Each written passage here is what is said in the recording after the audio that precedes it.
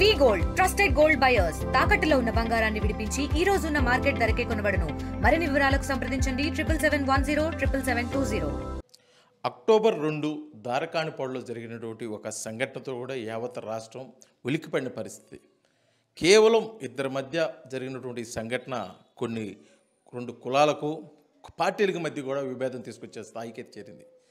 నిజంగా ఆ జరిగిన హత్యలో అంత కుట్ర కోణం ఉందా, నిజంగా అంత కర్కశంగా కావాలని చేశారా అనేది ఇప్పటి వరకు జరుగుతున్న చర్చ. ఎందుకంటే హోమ్ మినిస్టర్ సైతం ఆ గ్రామాన్ని పరిశీలించి వారి కుటుంబాన్ని పరామర్శించిన నేపథ్యంలో అక్కడి నుంచి జరిగిన పరిణామాలు అయితే చాలా డిఫరెంట్గా ఉన్నాయి. చివరికి వారి కుటుంబ సభ్యులకి నష్టపరిహారం కూడా చెల్లించారు. కానీ జరిగిన వాస్తవాలు ఎవరికీ తెలియదు. ఎందుకంటే ఆ సంఘటన స్థలంలో ఉన్నది హత్య గావించిన వాళ్ళు, హత్య చేసిన వాళ్ళు. కాకపోతే మనతో పాటు ఎవరైతే హంతకుడు అని చెప్పేసి ఇప్పుడు వరకు రిమాండ్లో ఉన్నటువంటి హరిశ్చంద్ర ప్రసాద్ సతీమణి రాధిక అయితే మనతో పాటు ఉన్నారు. ఎందుకంటే ఆమె ప్రత్యక్ష సాక్షి. అసలు వారిద్దరి మధ్య అంత స్నేహితులుగా ఉన్నవారు, వారిద్దరి మధ్య ఎందుకు గొడవలు జరిగాయి, అసలు ఆ రోజు ఏం జరిగింది, పూర్తి విషయాలు ఆమెను అడిగి తెలుసుకునే ప్రయత్నం అయితే ఇప్పుడు ఆర్టీవీ ద్వారా చేద్దాం. అమ్మ నమస్తే.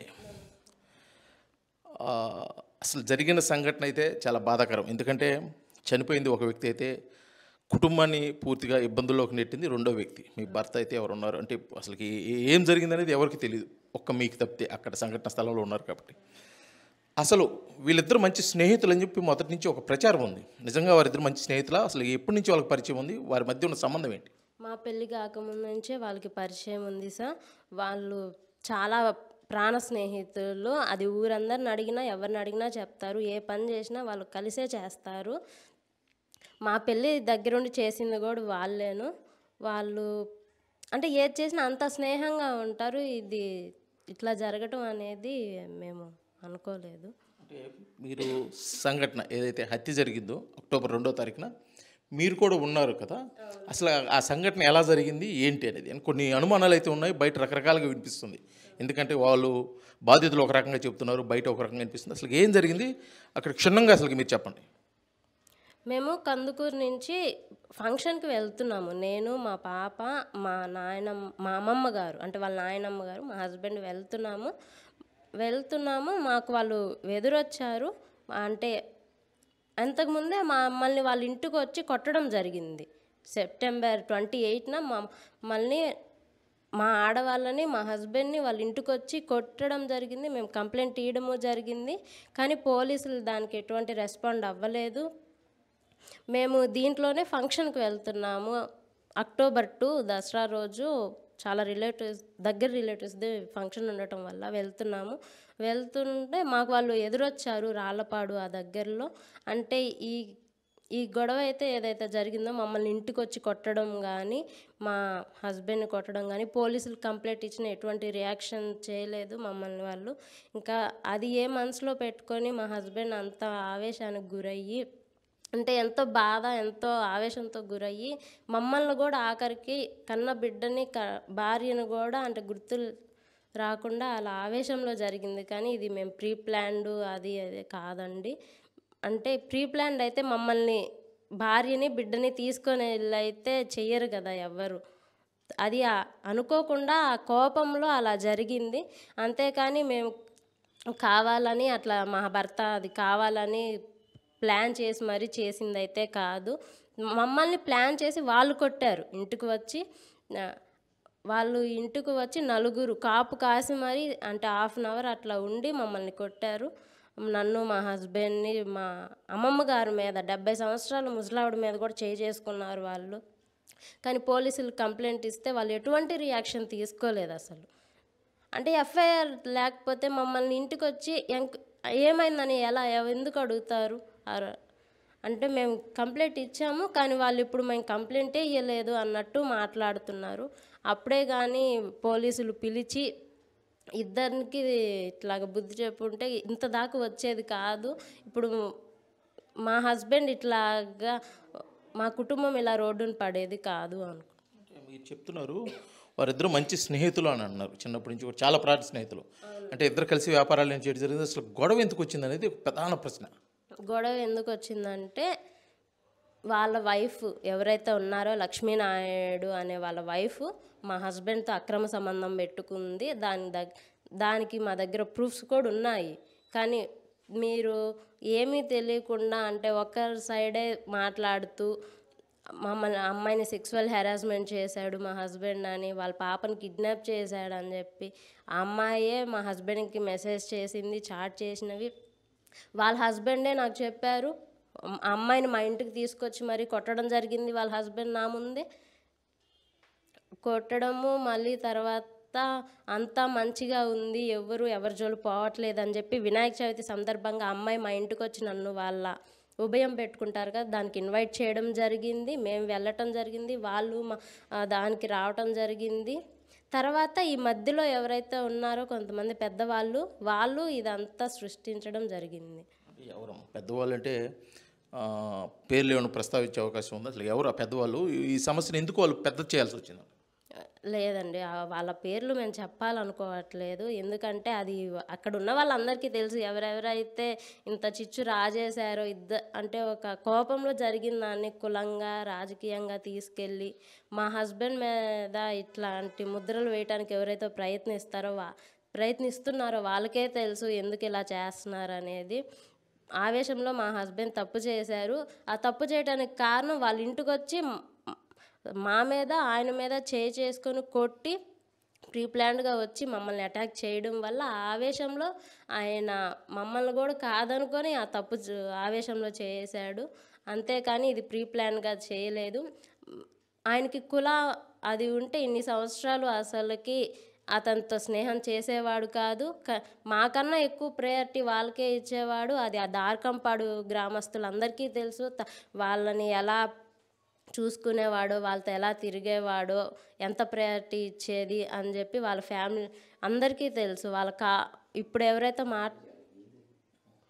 ఇప్పుడు ఎవరైతే మాట్లాడుతున్నారో వాళ్ళకు కూడా తెలుసు. అంటే మా హస్బెండ్కి కులపిచ్చి అనేది లేదని. అసలు అదే ఉంటే నన్ను ఒక యాదవ్ ఆయన నన్ను పెళ్లి చేసుకునేవాడు కూడా కాదు.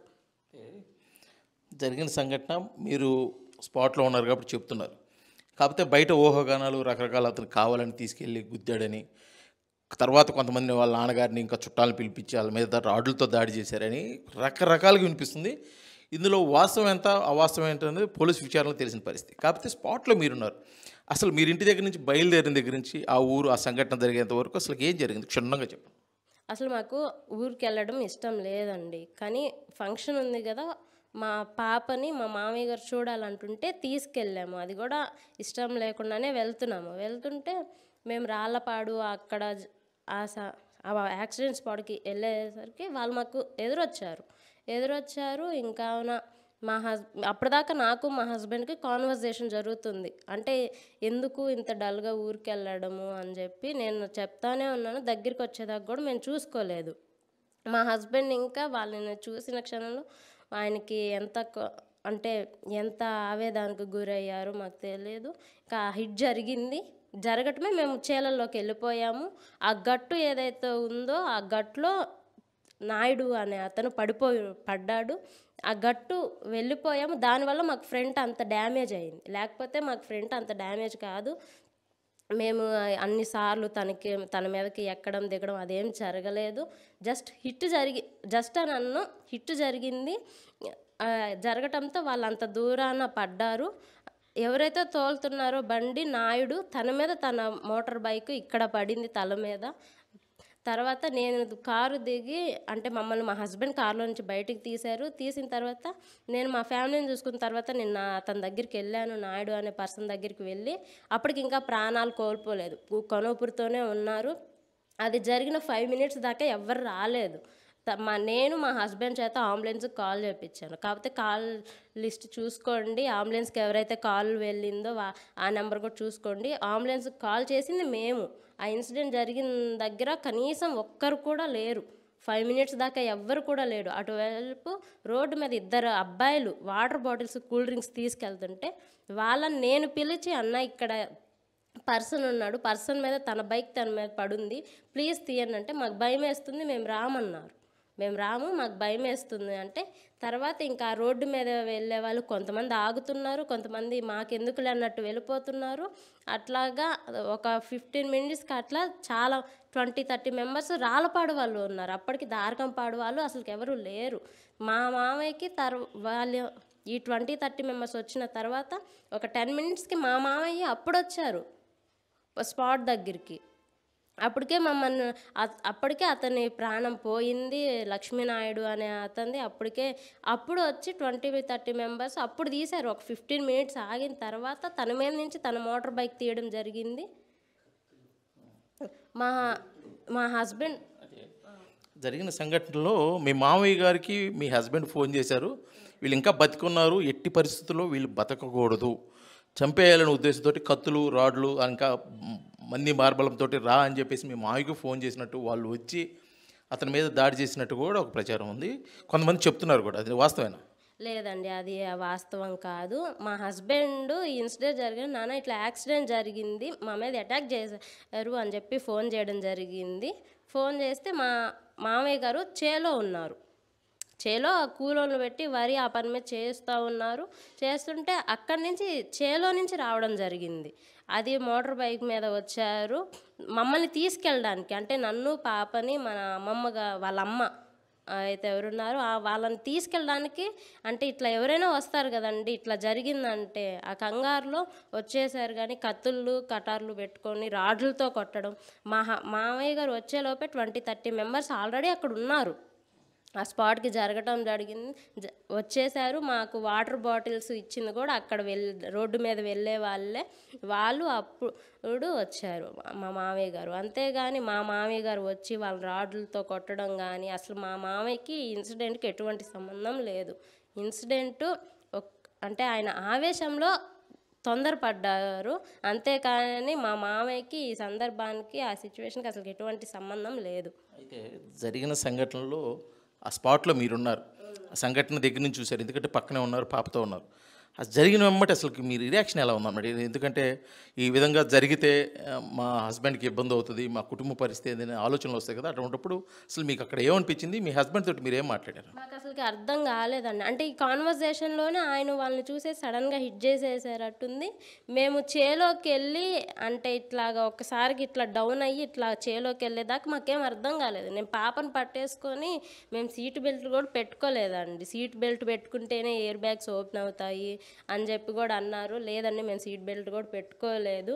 మేము ఇట్లానే పాపను గట్టిగా పట్టేసుకొని నా బిడ్డ అని నేను పెద్దగా అరిచేస్తూ ఉన్నాను. మా అమ్మమ్మ గారు ఇట్లా ముందుకు వచ్చేసి ఆమెకి చిగుల్లో నుంచి బ్లీడింగ్ అవుతూ ఉన్నింది. కావున నేను బయటికి రాగానే మా హస్బెండ్ కాల్ చేస్తూ ఉన్నారు. కాల్ చేస్తుంటే అసలుకి ఎందుకు ఇట్లా జరిగింది మాకు అర్థం కాలే. ఆ మూమెంట్లో అసలుకి మేము బతుకుతామని మేము అనుకోలేదు. మా పాప అయిపోయింది అన్నట్లుగా మేము అసలుకి ఏడుస్తూ ఉన్నాము. ఇంకా మా హస్బెండ్ నేను అడిగాను, ఏమైంది, ఏం జరుగుతుంది? అంటే నాకు తెలీదు. మా హస్బెండ్ హిట్ చేశాడు అనేది కూడా నాకు ఆ మూమెంట్లో అసలుకి అర్థం కాలేదు. అయితే ఆ రోజు జరిగిన విషయం మీరు అది చెప్తున్నారు, కాకపోతే మీ మామయ్యని ఎందుకు అరెస్ట్ చేయాల్సి వచ్చింది? అసలుకి ఎందుకు ఆయన్ని స్క్రీన్ మీదకి అసలు లేరు అంటున్నారు కదా, మీరు చెప్పారా పోలీసులకి విచారణలో అసలు పూర్తిగా ఏం జరిగింది ఏంటంటే? చెప్పానండి. అక్కడ పోలీసులు వచ్చేటప్పటికి మా మామయ్య గారు మా దగ్గర ఉన్నారు, మమ్మల్ని ఇంటికి తీసుకొచ్చారు. నన్ను పాపని మా మామయ్య గారు ఆ ఇన్సిడెంట్ నుంచి తీసుకొచ్చారు ఇంటికి. పోలీసులు వచ్చినప్పుడు మా మామయ్య మా దగ్గర ఇంటి దగ్గర ఉన్నారు. అప్పుడు మా మామయ్యని బలవంతంగా తీసుకెళ్లారు వాళ్ళు. మా మామయ్యని మా అత్తయ్య ఫోన్ని బలవంతంగా వాళ్ళు తీసుకెళ్లారు పోలీసులు. అంతేగాని మా మామయ్య అసలు ఆ ఇన్సిడెంట్లోనే లేడు. ఆ ఇన్సిడెంట్ జరిగిన కొంతసేపటికి మేము ఫోన్ చేయంగా అప్పుడు వచ్చారు కంగారు పడుతూ. మీరు సంఘటన స్థలంలో ఉన్నారు, ఒక రకంగా చెప్పాలంటే మీరు ఎవిడెన్స్. మీ మామయ్యని ఈ విధంగా అరెస్ట్ చేశారు కదా, మీకు న్యాయం అనిపిస్తుందా, ఇది అన్యాయం అనిపిస్తుందా? ఒకవేళ దీన్ని చెప్పదలుచుకుంటే ఏం చెప్తారు మీ మామయ్య? ముఖ్యంగా అంటే మీ హస్బెండ్ హిట్ చేశారని మీరే ఒప్పుకుంటున్నారు, చెప్తున్నారు. మీ మామయ్యని అరెస్ట్ చేయడం అసలు ఏది న్యాయం అంటారా, అన్యాయం అంటారా? అన్యాయమే సార్. ఎందుకంటే మా హస్బెండ్ తప్పు చేశాడు, ఆవేశంలో అయినా ఎలా చేసినా తప్పు జరిగింది, ప్రాణం పోయింది. మేము దానికి అసలుకి మా హస్బెండ్ గురించి ఇప్పుడు మేము మాట్లాడట్లేదు. ఎందుకంటే పనిష్మెంట్ ఎవరికైనా పనిష్మెంటే, మా హస్బెండ్ అయినా సరే పనిష్మెంట్ తీసుకోవాల్సిందే. కానీ మా మామయ్యకి దీంట్లో అసలు ఎటువంటి సంబంధం లేదు. అన్యాయంగా ఆయన నిరికించారు కావాలని చెప్పి. వారం రోజులు అంటే మామయ్యని తీసుకెళ్తే మా హస్బెండ్ని తీసుకెళ్ళాక మా మామయ్యని వదిలేస్తామని చెప్పి తీసుకెళ్ళి ఇప్పుడు బలవంతంగా ఆ కేసులో కొట్టి మరీ ఒప్పించారు. అంటే అక్టోబర్ 2వ తారీఖు సంఘటన జరిగింది. మీ హస్బెండ్ ఎప్పుడు తీసుకెళ్లారు, మీ మామయ్యని ఎప్పుడు తీసుకెళ్లారు, ఛార్జ్ షీట్ ఎప్పుడు ఫైల్ చేశారు అని పూర్తి? మా మామయ్యని అక్టోబర్ 2నే తీసుకెళ్లారు. మా హస్బెండ్ని ఈవినింగ్, అది మా మామయ్య గారు, ఇంకో మామయ్య గారు తనకు తానుగా మా హస్బెండ్ తీసుకెళ్ళి వాళ్ళకి హ్యాండ్ ఓవర్ చేయడం జరిగింది. అప్పుడు మా మామయ్యని రిలీజ్ చేస్తామని చెప్పారు, కానీ వాళ్ళు రిలీజ్ చేయలేదు. బలవంతంగా మా మామయ్యని కొట్టి, అంటే అక్టోబర్ 2 జరిగింది, వాళ్ళని రిమైండ్కి అక్టోబర్ 9 పెట్టారు. వారం రోజులు వాళ్ళ దగ్గర గుడ్లూరు పోలీస్ స్టేషన్లోనే ఉంచుకొని వాళ్ళని కొట్టి మా మామయ్య గారిని బలవంతంగా ఈ కేసులో దాంట్లో నేను ఉన్నానని చెప్పి బలవంతంగా ఒప్పించారు మా మామయ్య. అయితే ఇంత జరిగింది, చివరికి మీ ప్రాపర్టీ, ప్రైవేట్ ప్రాపర్టీ అంటే జేసీబీలు, ట్రాక్టర్లు, ఏదైనా ఉన్న వాహనాలు కూడా తీసుకెళ్ళి సీజ్ చేశారన్నారు. ఎందుకు తీసుకెళ్లారు అసలు? మీకు ఏమైనా సమాధానం ఏమైనా చెప్పారా పోలీసులు ఎందుకు తీసుకెళ్తున్నారు ఏంటి? అది పోలీస్ ఎస్ఐ గారు ఏం చెప్పారంటే, తీసుకువెళ్ళే ముందు అది మా అత్తయ్య దగ్గరుండి మా అత్తయ్య దగ్గరికి వెళ్ళి తీసుకువెళ్తూ ఏం చెప్పారంటే, అంటే వాళ్ళు ఇట్లా జరిగింది కాబట్టి మీ ప్రాపర్టీస్ మీద అటాక్ చేస్తారేమో అని చెప్పి, వాళ్ళు లేదు మా దగ్గరికి లేదు, కీ లేదని చెప్పినా, లేదు మీకు హాని మేము ఇస్తున్నాము, మేమే వచ్చి మీకు మళ్ళీ అప్పగిస్తాము, కాకపోతే వాళ్ళు ఈ గొడవల్లో ప్రాపర్టీని ఏమన్నా పాడు చేస్తారేమో అని చెప్పి ఇది వాళ్ళు తీసుకెళ్ళడం జరిగింది, మా ట్రాక్టర్ని వాటిని. ఇప్పుడు దాన్ని కూడా అంటే ఈ సాక్ష్యాలని కార్ ఏదైతే ఉందో దాన్ని తీసుకువెళ్ళడానికి ఇది జేసీపీ వాడటానికి అన్నట్టు వాళ్ళు సృష్టించి దాన్ని కూడా వాళ్ళు తీసుకెళ్లారు, మాకు జీవనాధారాన్ని కూడా. జరిగిన సంఘటన మొత్తం ఒక రకంగా ఉంటే, ఇది ఒక ఇద్దరు స్నేహితుల మధ్య, లేకపోతే ఒక ఇద్దరు వ్యక్తుల మధ్య జరిగిన సంఘటన 2 కులాలకి ఆపాదించే పరిస్థితికి వచ్చేసింది. అంటే కమ్మ కాపు అనేది స్క్రీన్ మీద తీసుకొచ్చారు, భారీ స్థాయికి, అంటే తారాస్థాయికి వెళ్ళింది, అంటే భారీగా దీని గురించి ప్రచారం జరిగింది. మీరు దీని గురించి చెప్పదలుచుకుంటే, ఇది 2 వర్గాల మధ్య, 2 వ్యక్తుల మధ్య గొడవగా చూడొచ్చు అంటారా, లేకపోతే 2 కులాల మధ్య గొడవగా చూడొచ్చు అంటారా? అసలు జరిగింది ఏమో పూర్తిగా మీరేమనుకుంటారు? ఇది కులాల మధ్య కాదు, దేనికి కాదు సార్, ఇది కేవలము ఒక పర్సనల్ అఫైర్స్ వల్ల జరిగిన విషయం. అది వాళ్ళ వైఫ్ ఎవరైతే ఉన్నారో చనిపోయిన వాళ్ళ వైఫ్, మా హస్బెండ్, అది పర్సనల్ అఫైర్ వల్ల జరిగింది. అది వాళ్ళ హస్బెండ్కి ఇది ఇప్పటి నుంచి జరగట్లేదు, ఒక ఫ్యూ మంత్స్ నుంచి జరుగుతుంది. వీళ్ళు మాట్లాడుకోవడము, ఆ అమ్మాయిని నా దగ్గరికి తీసుకొచ్చి నాకు సారీ చెప్పించడము, అమ్మాయి చేత వాళ్ళ హస్బెండ్ చేశారు ఇక్కడికి తీసుకొచ్చి. తర్వాత ఇది ఏం లేదు సైలెంట్గా ఉన్నారన్న టైంలో మళ్ళీ వినాయక చవితి అప్పుడు కూడా బాగున్నారు, వినాయక చవితి అప్పుడు కూడా ఏం గొడవలు లేదు. ఆ లాస్ట్ మూమెంట్లో ఎవరైతే ఉంటారో ఊర్లో వాళ్ళు వీళ్ళిద్దరికి ఒకరి మీద ఒకరికి రెచ్చగొట్టారు, ఒకరి మీద ఒకరు రెచ్చగొట్టి ఇలాగా ఇంటి మీదకి మమ్మల్ని అటాక్ చేయడానికి తీసుకొచ్చి, మా వెనకెడితే అంటే వాళ్ళు ఎవరైతే వచ్చారో అటాక్ చేయడానికి ఆ నలుగురు వెనకెడితే ఆ పెద్ద మనుషులు కూడా వచ్చి, అంటే వాళ్ళు ప్రీప్లాన్డ్గా వచ్చి మమ్మల్ని అటాక్ చేసి మళ్ళీ ఊరి దగ్గరికి వెళ్ళి మేము వాళ్ళని ఇట్లా అటాక్ చేసాము కానీ వాళ్ళు మమ్మల్ని ఏం చేయలేకపోయారు అని చెప్పి వాళ్ళు అక్కడ అనడము. మా మామయ్య కూడా అక్కడే ఉంటారు, కానీ తన కొడుకుని కొట్టినా సరే తను ఒక్క మాట కూడా అక్కడ మాట్లాడలేదు, వాళ్ళని కూడా ఏమనలేదు అసలు. అంటే మేము లీగల్గానే వెళ్ళాలి, లీగల్గానే దీన్ని చూసుకోవాలి అనుకున్నామే తప్పించి ఇట్లాగా మేము అసలు అనుకోలేదు వాళ్ళ మీద కక్ష తీర్చుకోవాలని చెప్పి. కానీ ఇది ఆ మూమెంట్లో మా హస్బెండ్ కొంచెం ఆవేశానికి గురయ్యి అలా చేశారు. బాధితుల తరఫున వారు మాకు న్యాయం కావాలి, మమ్మల్ని ఆదుకోవాలని చెప్పేసి వారు ఎవరైతే లక్ష్మీనాయుడు ఉన్నారో వారి కుటుంబ సభ్యులు, వారి భార్య చెప్తాం. అదేవిధంగా మీరు ఏదన్నా ప్రభుత్వాన్ని కానీ లేకపోతే అధికారులు కానీ పాలకులు కానీ కోరుకుంటే, అంటే మీరు బాధితులు లెక్క ఒక రకంగా, ఎందుకంటే హత్య చేశారు, అంతా మీ కుటుంబంతో రోడ్డున పడిన పరిస్థితి. ఈ కేసుని ఏ విధంగా చేస్తే బాగుంటుంది, మీరేం కోరుకుంటున్నారు, అసలు ఎటువంటి న్యాయం కావాలని కోరుకుంటున్నారు? మాకు న్యాయం అంటే మాకు ప్రభుత్వం తరఫున నేను కోరుకునేది ఒక్కటే సార్, మా హస్బెండ్ ఆవేశంలో తప్పు చేశారు, దాని వరకు పనిష్మెంట్ ఇవ్వండి, అంతేగాని ఫేక్ రూమర్స్ పెట్టి దాన్ని మీరు నమ్మి మా హస్బెండ్ని అంటే ఇంకా అసలు బయటికి వచ్చాక ఇంకా అసలు ఇతను తిరగకూడదు అన్నట్టు ఫేక్ రూమర్స్ క్రియేట్ చేసి అతన్ని మరీ ఇది చేసి ఇంకా అసలుకి అట్లా చేయబాకండి. తప్పు జరిగింది, దాని వరకే శిక్షించండి, అంతేగాని ఫేక్ రూమర్స్ పెట్టి అంటే అది నిజాలు కనుక్కొని ఇద్దరు కాల్ లిస్టులు తీసి అసలు ఎవరిది తప్పు ఉంది, మా హస్బెండ్ ఎందుకు కొట్టారు, ఆ కొట్టడానికి కారణము వాళ్ళు ఎందుకు వచ్చి మమ్మల్ని కొట్టారు, దానికి అసలుకి దీనికి అందరికీ స్టార్టింగ్ పాయింట్ ఎక్కడ, ఎండింగ్ పాయింట్ ఎక్కడ అనేది మీరు పూర్తిగా విచారించిన తర్వాతే ఏదైనా తీసుకోండి. పోలీసులకు నేను ఒకటే చెప్తున్నాను, అంటే 28 మేము ఇచ్చాము కదా, మాది ఎందుకు పట్టించుకోలేదు మీరు? అసలు మేము 28 కంప్లైంట్ ఇచ్చాము, మీరే కానీ ఇప్పుడు ఆ రోజే కానీ పట్టించుకొని ఇదంతా చేసుంటే మా ఆయన ఇంత ఆవేశపడేవాడు కాదు, మా జీవితాలు ఇలాగ అయ్యేవి కాదు. మీ నిర్లక్ష్యం వల్లే ఇప్పుడు మా జీవితాలు పోయాయి.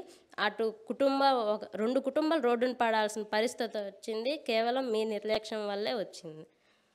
ఇది జరిగిన సంఘటనలో ప్రత్యక్ష సాక్షి ఉన్నటువంటి రాధిక మనోగతం అయితే, జరిగిన సంఘటన 2 కులాలకి మధ్య కాదు, 2 వర్గాల మధ్య కాదు, 2 పార్టీల మధ్య కాదు, 2 వ్యక్తులు, 2 స్నేహితుల మధ్య జరిగిన ఒక చిన్న విషయము. దీంట్లో వారి ప్రమేయం అంటే కూడా సెప్టెంబర్ 28వ తారీఖున మా భర్తపై జరిగిన దాడిని పూర్తి స్థాయిలో పోలీసులు సమస్యను పరిష్కరించకపోగా ఆవేశానికి లోనైన నా భర్త ఈ అఘాయిత్యానికి లోను చేశాడే తప్ప కావాలని ఉద్దేశపూర్వకంగా, కక్షపూర్తికంగా, కుట్రపూర్తికంగా చేసిన లేదు. దీంట్లో అవాస్తవాలు కూడా పూర్తిగా వెలుగు తీయాల్సిన ఆవశ్యకత అయితే ఉంది. దీంట్లో మా మామయ్య అయితే ఎవరున్నారో అతను కావాలని చెప్పేసి విరిగిచ్చారు తప్పే దీనికి అతనికి ఎటువంటి ప్రమేయం లేదు. అతను పొలంలో పనిచేసుకుంటున్నాడు సంఘటన జరిగిన సమయంలో. మేమైతే దీని మీద పూర్తిగా లోతైన విచారణ జరిగి న్యాయం అయితే జరగాలని చెప్పేసి కూడా రాధిక అయితే కోరుకుంటున్న పరిస్థితి ఇక్కడ ఉంది. వీడియో జర్నలిస్ట్ లక్ష్మణ్తో శ్రీనివాస్, RTV, కందుకూరు, నెల్లూరు జిల్లా. తెలుగులో ఫాస్టెస్ట్ న్యూస్ యాప్ ఇప్పుడు కొత్త అవతారంలో 5 సెకండ్లోనే పూర్తి వార్తా సమాచారం మీ చేతిలో. సోషల్ మీడియా ట్రెండ్స్ మీ కళ్ళ ముందుకే live TV and voice search ఆప్షన్స్తో ఇప్పుడే డౌన్లోడ్ చేయండి. యాప్ లింక్ డిస్క్రిప్షన్లో ఉంది.